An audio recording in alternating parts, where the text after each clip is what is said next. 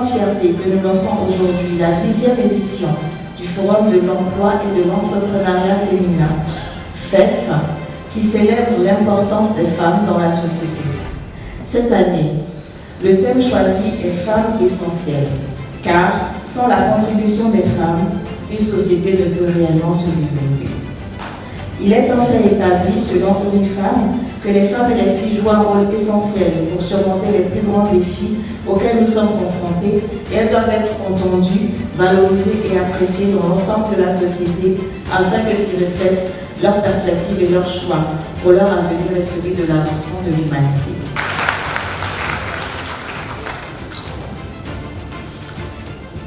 Je suis très heureux d'être à cette tribune ce matin, ici à Yamoussoukro, à l'occasion de cette conférence de lancement de la 10e édition du Forum de l'emploi, de l'entrepreneuriat féminin, le FEF, portant sur le thème « Femmes en avant, cultivons notre esprit de conquête ». Ce forum, le FEF, dont nous faisons le lancement de la 10e édition ce jour, entre pleinement dans la vision du gouvernement dont l'ambition est de promouvoir l'entrepreneuriat au sein des femmes pour faire d'elles des dirigeantes d'entreprises compétitives et créatrices de richesses et des championnes nationales. Je voudrais, avant de clore mon propos, rappeler que cette 10e édition du FEF, cette plateforme dédiée à l'emploi, à l'entrepreneuriat des femmes, prend son envol dans notre capitale politique, Yamoussoukro. C'est un symbole fort et un parfait exemple de cette vision de soutenir et de propulser les talents des femmes entreprenantes, résilientes et courageuses, telles que celles de Yamoussoukro. Chères femmes, chers leaders, vous pouvez être fiers de votre dynamisme qui nous inspire tous à plus d'un titre. Bravo et merci. Président de cette 10e édition du Forum de l'emploi et de l'entrepreneuriat féminin, Monsieur Souleymane Diarra-Souba, qui est le président de cette conférence de lancement.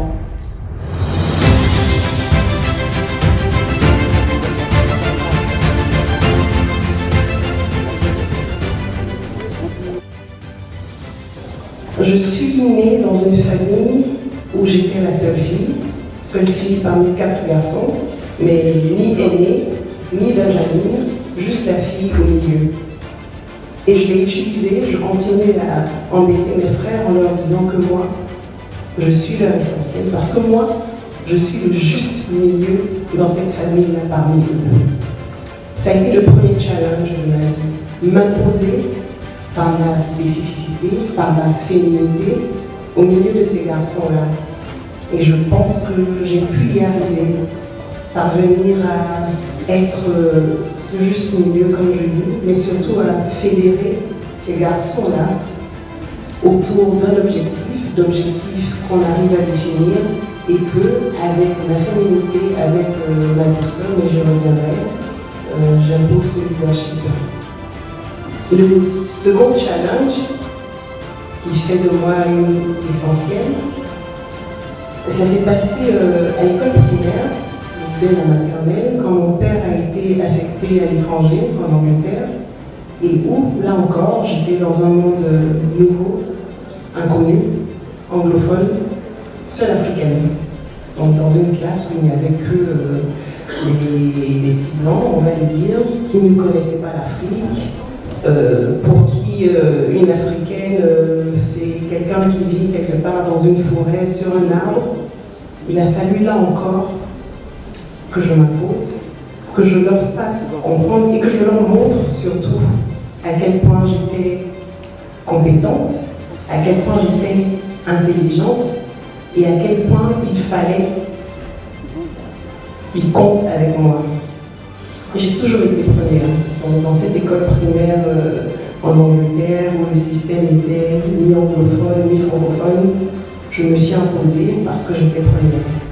Et donc j'ai su naturellement mettre en valeur cet esprit de conquête, cette compétence déjà et cette spécificité qui a fait qu'ils ont appris à respecter l'Africaine que j'étais dans ce milieu-là.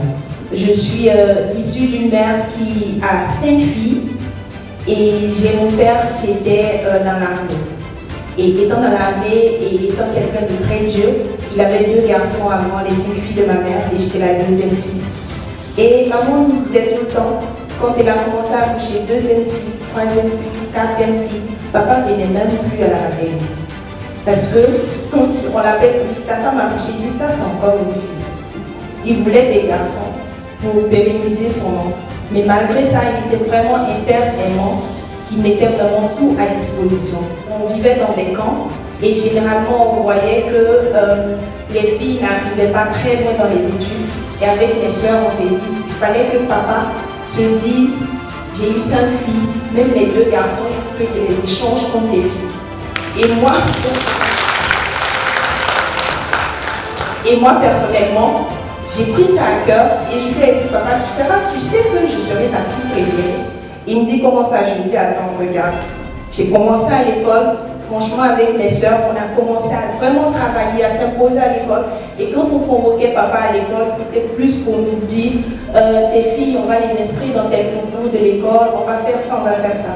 Et moi, dans mon école, on avait très peu de filles en terminale C.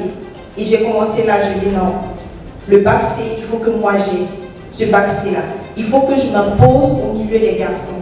Il faut qu'à la fin de l'année, après les examens, on dise, cette fille-là, son nom est quand même en tête des résultats du bac C. Et c'est ce que j'ai fait. J'ai eu mon bac C. Et ce jour-là, ça a été vraiment une grande fierté pour moi. Parce que j'ai vu mon père, j'en parle et je suis très émue.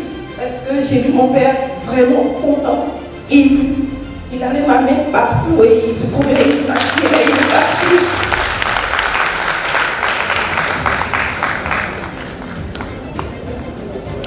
Parce que c'était vraiment rare dans son milieu. Et à partir de là, avec mes soeurs, on a commencé vraiment à sentir qu'il était de plus en plus fier de nous. Aujourd'hui, il n'est plus là. Mais une chose que je retiens, c'est qu'avant qu'il ne parte, il nous a dit, mes filles, franchement, les 2 garçons là, j'ai envie de les échanger contre vous. Pour moi, l'esprit de conquête, c'est la capacité qu'on a en tant que femme à se fixer des objectifs ambitieux et à travailler avec persévérance pour pouvoir les atteindre. Lorsque je suis arrivée à Aéroport, je me disais que forcément, je n'allais pas rester une monde active. Il me fallait avoir un poste. Parce qu'en réalité, le bureau était dominé par les hommes. Il n'y avait seulement que les hommes. Lorsque cette année, j'ai remporté le concours Monoblog qui réunit tous les bénévoles de l'Afrique francophone. On était plus de 5000 candidats. Et j'ai été parmi les 66 personnes qui ont été choisies. Oui, parce qu'en réalité, j'ai des amis, lorsqu'elles ont vu le concours, ils se sont dit, Monoblog, RFI, ça fait trop grand. Moi, je dis tous les jours, moi je vais essayer. Si ça n'a pas marché, ça n'a pas marché, mais je vais essayer encore. Moi, je me dis que tout dépend de ce qu'on fait sur le réseau social. Si toi, en tant qu'étudiant, tu t'étudies, tu utilises seulement faire du BRF, c'est qu'en réalité, tu n'as pas compris l'aide du digital, en fait, l'utilité qu'il peut avoir la réseau social sur lui. Un jour, j'étais sur LinkedIn, j'ai vu une offre d'emploi où il y a un magazine qui recrutait une rédactrice. J'ai envoyé mon CV, j'ai postulé, j'ai passé un texte, nous étions nombreux, et à la fin, j'ai été choisie. En fait, moi, je me dis toujours que ce rêve que j'ai en moi et que je pense que je ne peux pas le réaliser, je dois le réaliser. Et je me dis qu'en tant que femme, en tant que personne, les autres ne sont pas obligés de croire en nous et de croire en notre potentiel. Nous sommes les seules personnes qui devons nous lever chaque matin et qui devons nous dire que moi je dois réussir, moi je dois faire ça. C'est que les gens pensent que je ne peux pas faire, là, je dois le faire. Même si les gens ne croient pas en nous, ils ne croient pas en notre potentiel, moi je sais ce que je veux. On doit prendre le leadership, on doit s'imposer où les gens décident. Moi c'est ça mon message aujourd'hui. Partout où on prend des décisions, il faut qu'on s'impose. Il faut qu'on entende la voix des femmes. Il faut qu'on dise, ah, ici, on peut décider par la loi que ce sera un poste qui sera toujours occupé par une femme. Pourquoi pas? Au lieu de vous donner toujours le même ministère de la femme. On a une très excellente ministre d'ailleurs que je vous demande d'applaudir.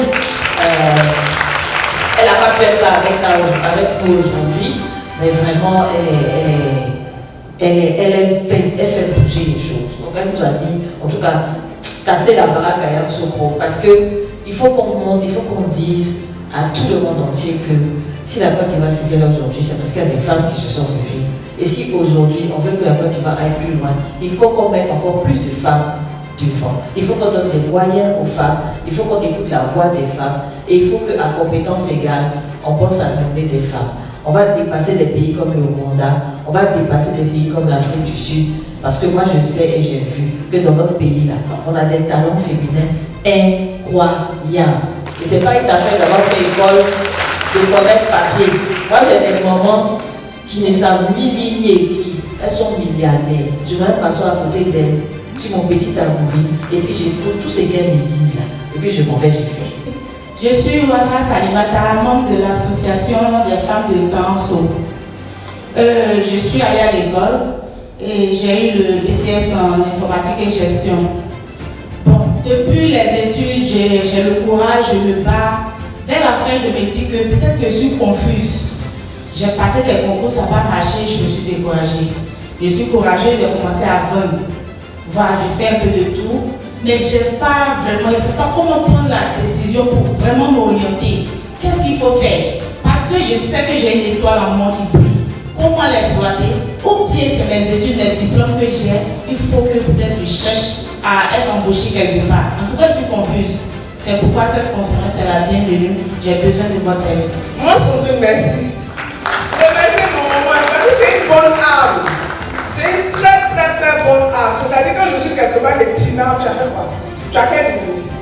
Tu as quel niveau, Mariam?